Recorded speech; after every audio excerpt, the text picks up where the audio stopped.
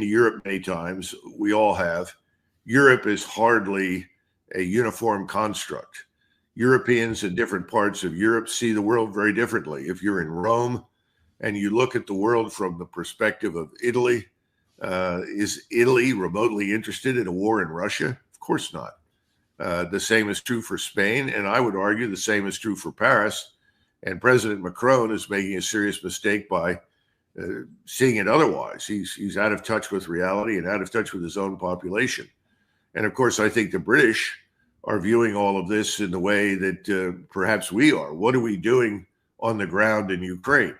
That doesn't make any sense. Now, the British historically have relied on their naval power, but they're a much diminished naval power. They can't blockade the Russians. They can't control what goes in and out of Russian ports anymore.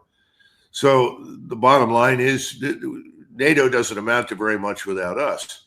Now, that doesn't have to be a permanent condition.